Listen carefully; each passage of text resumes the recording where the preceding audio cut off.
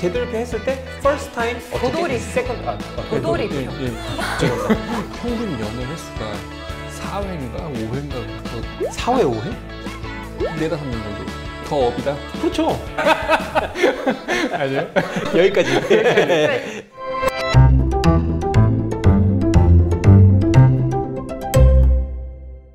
근데 저희 베토벤 3번 얘기하는 게 사실 약간 부담스럽기도 해요. 워낙 이제 대곡이기도 그렇죠. 하고 네. 정말 이제 가볍게 얘기할 수 있는 얘기들은 이 곡이 만들어진 그 사회적인 배경 뭐 그런 것들인데 이 베토벤이 아까 전에 이제 작가님께서 말씀하셨는데 가장 파격적인 곡이라고도 하고 그리고 제가 알기로는 그 BBC에서 BBC 프로그램에서요? 네. 지휘자들이 선정한 역사상 가장 위대한 곡으로 이 3번을 꼽았다는 얘기도 있더라고요. BBC 드라마도 제작됐었어요. 아 진짜로요?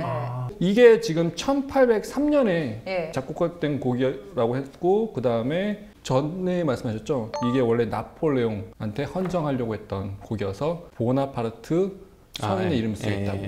자세한 배경 좀 작가님께서 좀 말씀 부탁드릴게요. 사회적 배경이요? 사회적 배경이든 곡에 쓰여진 배경이든 저는 사실 무슨 말씀을 해주시든 상관이 없는데 되게 정설인 것이 프랑스 혁명에 대한 베토벤이 이제 정치적인 어떤 동의 이제 그런 부분이 있어서 나폴레옹에게 헌정을 하고자 보나파르트에게 헌정을 하고자 했었고 베토벤 같은 경우는 공화주의자였거든요. 귀족들 사이에 섞여서 살면서 좋은 점도 많았겠지만은 근데 어떤 신분의 차이에서 오는 갈등이나 이제 자신의 컴플렉스가 되게 심했던 부분도 있거든요. 근데 베토벤 같은 경우는 엄밀하게 얘기하면은 국왕이라든가 이런 권력자들을 다 이렇게 없애고 시민들이 주도해서 나라를 만드는 이제 그런 세상까지는 꿈꾸지 않았던 것 같고 공화주의자였어요. 군주는 군주대로 놔두고 근데 이렇게 법이라든가 이런 통치를 하는 것은 의회가 이렇게 통치를 하는 그러한 어떤 정치적인 세상을 꿈꿨었던 건데 자신도 뭔가 이렇게 조금 더 평등하게 대접을 받을 수 있을 것 같고 봉건 귀족들에게 휘둘리지 않아도 될 것 같고 이제 그런 여러 가지 생각들이 있었던 와중에 프랑스 혁명이 발발했고 그래서 보나파르트를 에게 작품을 갖다 헌정을 하고자 작품을 만들었지만은 이제 작곡을 하는 도중에 이분이 나폴레옹 황제로 등극을 하는 바람에 자신의 이제 그 뜻을 갖다 저버렸다 그러면서 막 나를 배신했어 그러면서 이제 보나파르트라고 적혀 있었던 그 표지를 갖다가 착 뜯어가지고 이제 날려버리고 작품의 제목은 에로이카가 됐다고들 흔히 정설로 얘기를 해요. 작품을 갖다가 보나파르트에게 헌정을 하려고 했다가 이렇게 철회를 한 그 여러 가지 요인들이 다양한 해석이 사실은 있어요. 다양한 해설이 있고 그리고 사실 이게 피델리오하고도 연관이 있거든요. 그러니까 피델리오와 지금 이 보나파르트, 이 에로이카의 공통점이 뭔가요? 설명을 해주시면 될까요? 저도 좀 요즘에 뭘 생각하는 게 좀 귀찮기도 하고 이러면 안 되는데 좀 듣고 싶긴 해요. 네.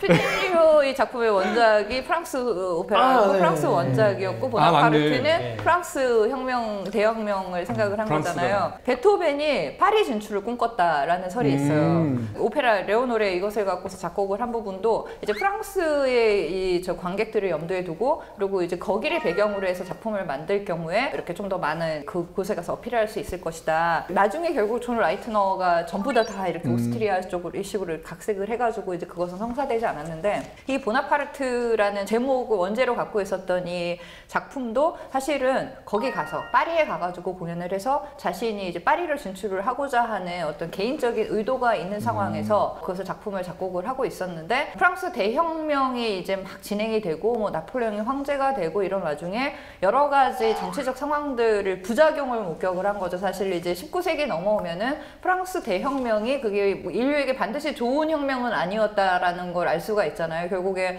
시민들을 갖다가 이렇게 부흥시키려고 한 건데 그 과정에서 부르주아가 지금 귀족을 대신하고 폭력이라든가 유혈 사태라든가 사람들의 삶에 그 무정부 상태적인 불안정성을 갖다 계속 보여주는 것을 보면서 그래서 사실 공화정을 갖다가 생각을 한 거였고요. 베토벤이. 그럼에도 불구하고 파리에 대해서는 굉장히 많은 매력을 느꼈기 때문에 꼭 이때뿐이 아니라 귀가 멀고 한 19세기까지 1800년대 그 딱 접어들고 나서는 꾸준히 끊임없이 나는 파리로 이사 갈 거야 라는 얘기를 계속해요.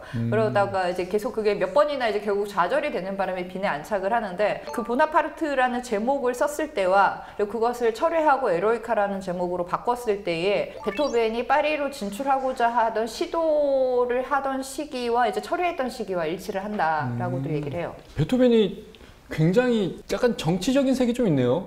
예를 들면 지금 이제 사실 말씀하신 대로 네. 파리에 진출 목적이 있을 수도 있다는 뭐 이건 이게 확실하지 다 않지만. 바통하고 상관이 있어요. 그 아까 해외 원정 투어를 다녔던 것도 자신이 카펠마이스터가 되려고 이제 미래의 직장을 알아보려고 다닌 거라 그랬잖아요. 근데 이제 빈에 계속 있는데 어떻게 해도 궁정 악장 자리는 안 나타나는 거예요. 자기는 이제 그걸 꿈꾸는데 그게 자신의 인생의 최고 목표인데 어떻게 해도 그게 요원해지니까 아 그럴 바에는 그냥 파리에 가서 그냥 이제 프리랜서로 완벽하게 전향을 해버릴까 그 생각을 한 거죠. 네. 그 말씀하신 이제 베토벤이 정치적인 그런 거에 영향을 받았다는 거에 또 다른 작곡가가 저는 하나 생각이 나요.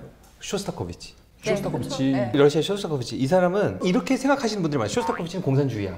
이렇게 생각하는 사람들이 많은데 뭐랄까요? 그 공산주의라고 하는 러시아가 지배했었던 그 공산주의라고 하는 아이디어를 좋아했었던 거지 스탈린을 추종하고 실제로 그 쇼스타코비치의 음악을 보면은 찬양하는 그런 어떤 그런 곡들이 굉장히 많죠. 심포니에도 스탈린한테 잘 보이려고. 그렇죠. 네. 그게 잘 보이려고. 네. 하지만 비꼬는 또 이거는 또 다른 작곡가로 가는 거니까 이거는 그냥 여기까지만 얘기를 하는 게. 그럼 베토벤이 나폴레옹 이제 보나파르트라고 처음에 했었던 것도 어떻게 보면 그걸 파리에서 그렇죠. 파리 하면서 관객들에게 어필을 하려면 그게 진짜 최고의 그리고 제목이잖아요. 나폴레옹에게도 뭐 잘 보이려고 잘 하는 게 보이려고. 있었겠죠. 예. 그래서 나폴레옹은 본인이 곡을 써달라고 한 적이 없는데 나폴레옹 본인이 환자였다고 본인이 배신이라고 생각하고 그걸 좀 찢어버리기도 하고 그랬다고 하는데 사실 이때 원래 최종적으로 이제 그래갖고 보나파르트라고 하려고 했다가 나폴레옹이 이제 본인이 황제의 즉위함으로 인해서 붙여진 이름이 심포니아 에로이카, 네. 예, 교향적 영웅 이렇게 지나가는데 이게 사실 이제 이 3번 교향곡이 지난 1, 2번하고 다르게 뭔가 음악적으로 두드러진 뭐 특징이 있을까요? 두드러진 특징이 또 있죠. 3번이라고 하는 있을 것은 거예요. 정말 또 다른 세계거든요. 예를 들어서 가장 두드러진 것은 악기입니다. 호른이 2명의 호른이 있다가 네. 갑자기 3명으로 3관이 되는 거. 3관 폰 편성으로 이렇게 되거든요. 협주곡 중에서도 이게 딱 3관 편성인 협주곡이 딱 한 구 있어요. 두보작 첼로 협주곡이거든요. 이게 좀 약간 특별한 그런 케이스예요. 그리고 이 3명의 호른이 그 심포니를 연주하는 내내 조금 뭐랄까 그 영웅적인 에로이카적인 그런 부분을 많이 연주한다고 저는 생각을 하거든요. 심포니 호른으로 약간 영웅적인 걸 그렇죠, 그렇죠. 네. 예, 예. 그런 어떤 세딥 따는 표, 따따따따따 이런 뭐 약간 마침 같은 느낌. 그렇죠, 그렇죠. 예. 그런 것들을 연주를 하는 것이 이 베토벤 3번의 어떤 좀 전형적인 특징이라고 저는 생각해요. 이 악장이 저는 빼놓을 수 없는.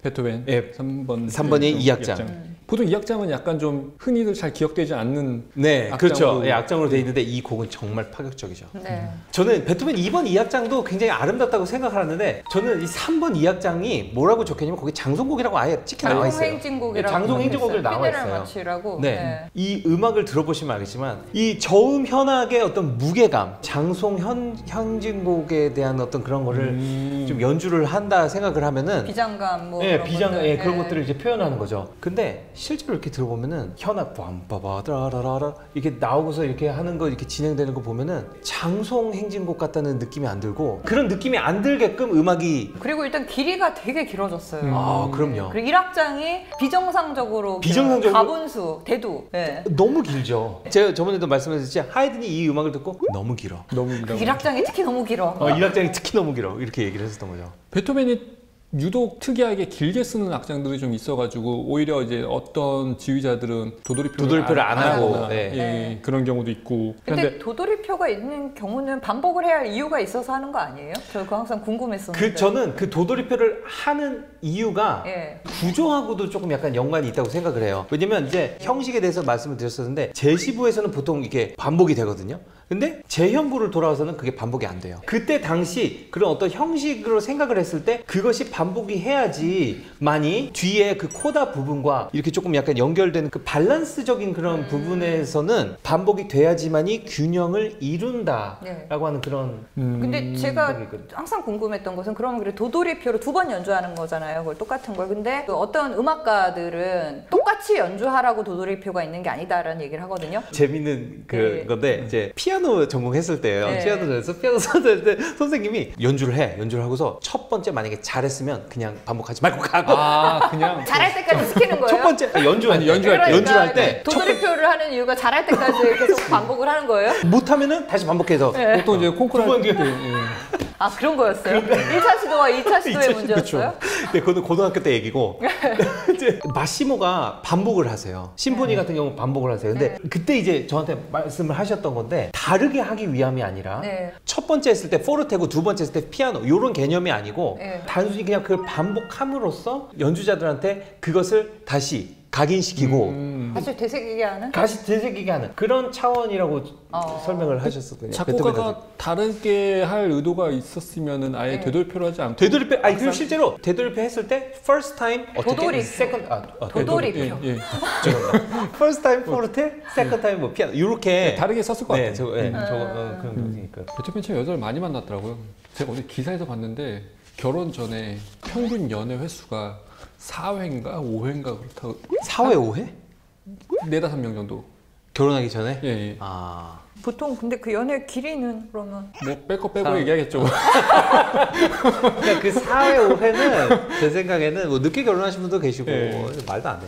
2번 가신 분들 말도 안 되는 게 더 업이다. 그렇죠. 아니. 아니에요? 여기까지. 저도 와이프 처음이에요.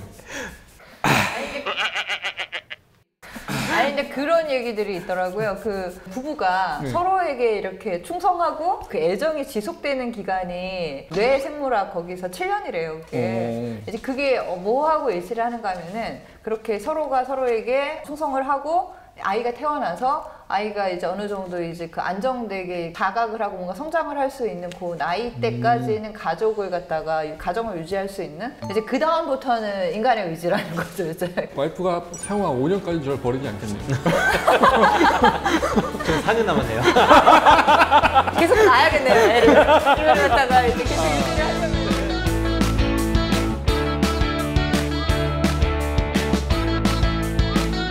리액션 되게 좋아요. 아 그래요? 저희는 그냥 웃으면서 입 리액션 하는데 근데 그게 저기 지휘자여서 그런 거 아니에요? 아니면 외국물 그래서 그런가? 모든 외국인들이 다 그렇진 않아요. 아 근데 제 지휘자들이 조금 그런 거는 좀 있는 것 같아요. 그러니까 아니, 조금 뭔가 약간 크게 동작을 해야지 많은 사람들 또 마시모도 되게 심하고 진짜 그거는 연구 대상일 듯? 연구 한 몇 시간 하시면 더 이상 연구 안 하실 거예요.